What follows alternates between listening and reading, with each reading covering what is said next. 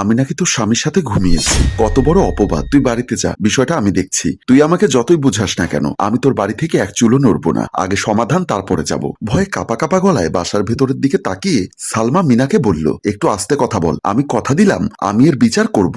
আমি তোর কথা বিশ্বাস করি না। তোর দুলাভাই বাড়িতে আসতেই আমি বিষয়টার একটা ফয়সালা করব। কিসের ফয়সালা করবি? আমি যদি এদেশের প্রধানমন্ত্রী হতাম তাহলে তোর স্বামীকে তো আমি শুলে চড়াতাম। কত বড় কথা! আমার স্বামীর কাছে প্যাচ লাগিয়েছে, আমি নাকি তার সাথে ঘুমিয়েছি। আসতে বল, আমার শাশুড়ি শুনলে সর্বনাশ হয়ে যাবে। সর্বনাশ হওয়ার বাকি কি আছে?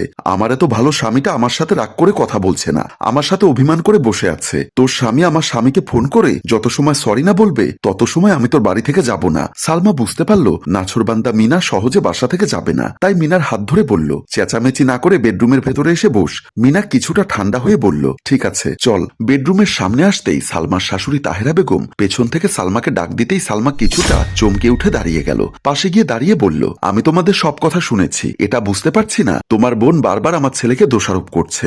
দোষ কি শুধু আমার ছেলে করেছে? তোমার বোন কি কোনো দোষ করেনি? নিশ্চয়ই তোমার বোন আমার ছেলের সাথে ঘুমিয়েছে, রাত কাটিয়েছে, সেজন্যই আমার ছেলে ওর জামাইয়ের কাছে বলেছে। মিনা বলল, আমি আপনার ছেলের সাথে ঘুমোবো? এটা আপনি কি করে বললেন? আমার রুচির দুর্ভিক্ষ লাগেনি, আমার ছেলেরও রুচির দুর্ভিক্ষ লাগেনি যে তোমার সাথে ঘুমোবে। সালমা বলল, মা আসলে আপনি যা শুনেছেন তা ভুল। কিসের ভুল? আমার এত ভালো ছেলেটার নামে তোমার বোন উল্টাপাল্টা কথা বলছে, এটা তো আমি সহ্য করব না। আমি এর তীব্র নিন্দা জানাই। সালমা মিনার কানের কাছে মুখ নিয়ে বলল, তোকে এজন্যই আস্তে কথা বলতে বলেছি। আমার শাশুড়ি বোঝে না, তিলকে তাল বানায়। এখন তো দেখলি কেমন উল্টাপাল্টা কথা বলছে।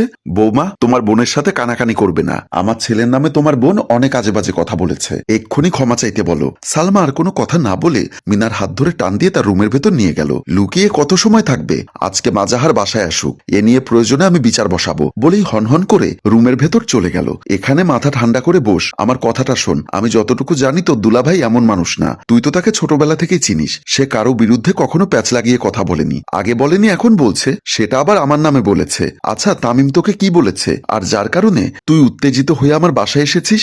শুনতে যখন চেয়েছিস তাহলে শোন। সকালবেলা আমার সাথে তামিমের একটা বিষয় নিয়ে ঝগড়া বাঁধে, তারপর সব বিষয় নিয়ে তোমার সন্দেহ করার রোগটা আর গেল না। সন্দেহ না করেও তো থাকতে পাচ্ছি না, তোমার হাঁটা চলা কথাবার্তা সবকিছুই সন্দেহজনক। একটু মুখ সামলে কথা বলো। কি বলছো তুমি? ভেবে কথা বলছো তো? যেটা সত্য সেটাই আমি বলছি। তুমি দিন দিন অনেক বদলে গেছো। মানুষের টাকা পয়সা হলে যে চরিত্রের অধঃপতন হয় তা তোমাকে না দেখলে বুঝতে পারতাম না। এবার তোমাকে সচেতনমূলক একটা কথা বলি, উপরে থুথু ফেললে কিন্তু নিজের গায়ের উপর পড়ে। কি বললে?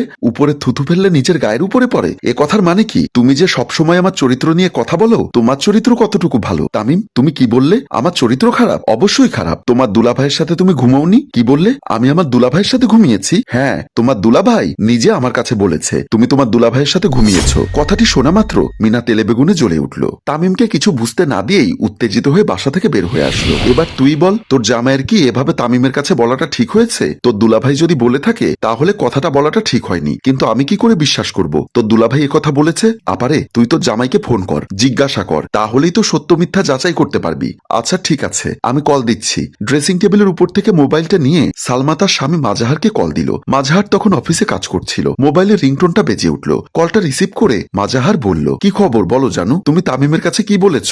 বুঝলাম না, কি বলেছি? তামিমের কাছে নাকি বলেছ মিনা নাকি তোমার সাথে ঘুমিয়েছে? কথাটি শুনে মাজাহার কিছুটা অবাক হয়ে বলল, মিনা কি এখন আমাদের বাসায়? হ্যাঁ আমাদের বাসায়। কিন্তু তুমি বুঝলে কিভাবে? সবকিছু বলতে হয় না, অনেক কিছু অনুমান করে বোঝা যায়। বুঝলাম তুমি অনেক কিছু অনুমান করতে পারো, কিন্তু আমার বোনের জামাইয়ের কাছে এসব কথা কেন বললে?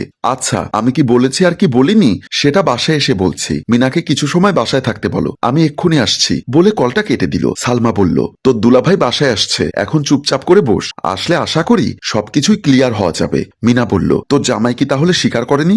বলবে বলেছে, কি বলেছে আর কি বলেনি। এখন কিছু খাবি? আগে বিচার তারপর খাওয়া। আচ্ছা ঠিক আছে।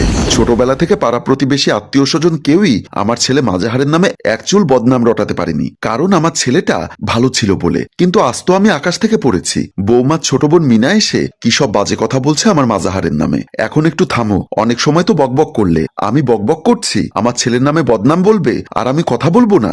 আমি তো শুনেছি। এখন মাজাহার বাসায় আসুক, তারপর ওর কাছে জানতে চাইবো। শুধু শুধু কানের কাছে প্যান প্যান করো না। তুমি আসলে কি নিজের ছেলের নামে মানুষের বদনাম বলছে শোনার পরও তুমি চুপচাপ আছো কিভাবে? এখন কি আমাকে মারামারি করতে বলছো নাকি তোমার মতো ঝগড়াঝাটি করতে বলছো? তোমার কিছুই করতে হবে না, যা করার আমি করছি বলেই বিছানা থেকে নেমে বেডরুম থেকে হনহন করে বের হয়ে গেল। মাজাহার দরজা খুলে বাসার ভেতরে প্রবেশ করতেই মাজাহারের মা দৌড়ে এসে মাজাহারকে বলতে লাগলো, তোর শালি এসেছে, এসে তোর নামে যত প্রকার বদনাম চেঁচামেচি করে বলছে। আমি কিন্তু তোর মা হয়ে এসব সহ্য করতে পারছি না। আম্মা, তুমি একটা কাজ করো, তোমার রুমে গিয়ে বসো, আমি এদিকের ব্যাপারটা একটু দেখছি। এই, তুই কি দেখবি সেটা আমি জানি না, কিন্তু আমার সামনে তো শালির বিচার করতে হবে। কেন তোর নামে বদনাম বললো? আম্মা, বিচার অবশ্যই হবে, কিন্তু আমি চাই না তুমি আমাদের এই বিচারের মধ্যে থাকো। কেন? আমি থাকলে সমস্যা কোথায়? একটু সমস্যা আছে বলেই তোমাকে অনুরোধ করছি, তুমি তোমার রুমে যাও। আচ্ছা ঠিক আছে, আমি যাচ্ছি, কিন্তু বিচার কিন্তু ঠিকভাবে করবি। আচ্ছা ঠিক আছে, আমি বিচার করব, এখন তুমি যাও। তাহেরা বেগম তার রুমের দিকে চলে গেল। মাজাহার ড্রয়িং রুমে প্রবেশ করলো। কিছু সময় পর দুই ভাইরা ভাই ও দুই বোন ড্রয়িং রুমের সামনাসামনি বসে আছে।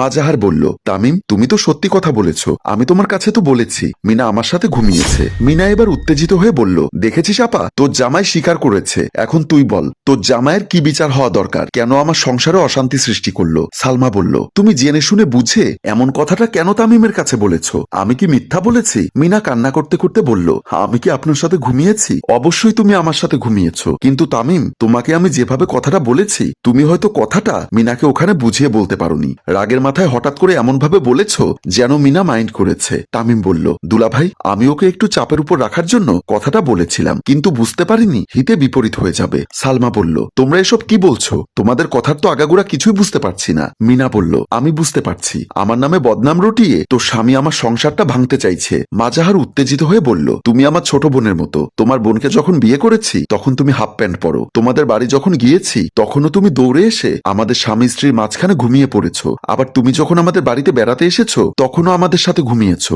আমি এই কথা তামিমকে বলেছি, আর সেই কথাই তুমি তিলকে তাল করেছো। মাজাহারের কথা শুনে মিনা জিওবাই কামড় দিল, লজ্জায় মাথা নত করে ফেলল। সালমা বলল, তাহলে আসল ঘটনা হলো এই? মিনা বলল, ভাইয়া, আমার ভুল হয়েছে। তামিম বলল, আমারও ভুল হয়েছে। মাজাহার বলল, ভুল যখন চেয়েছে তখন 5 কেজি খাসির মাংস নিয়ে এসো, বাসমতি চাল নিয়ে এসো, একটু কাচ্চি রান্না করে খাওয়াও আমাদের। মাজাহারের কথা শুনে সবাই হাহা করে হেসে উঠল। প্রিয় ভিউয়ার্স, না বুঝে হয়তো আমরা এমন ভুলটা করে থাকি, ছোট্ট কথার মর্ম না বুঝে বড় কিছু ভাবতে শুরু করি, সেই ভাবনাটা হয়তো ভুল হয়, আর যখন ভুল ভাঙে তখন লজ্জা পেতে হয়। আসুন বুঝে শুনে কথা বলি, কানে হাত না দিয়ে চিলের পিছে না ছুটে কারো কাছে হাস্যকর না হয়ে ভালো থাকার চেষ্টা করি। গল্পটি ভালো লাগলে লাইক, কমেন্ট ও শেয়ার করুন। গল্পটির রচনা ও পরিচালনায় ফেরদৌস অপু, প্রযোজনায় মঞ্জুর মোর্শেদ। ধন্যবাদ।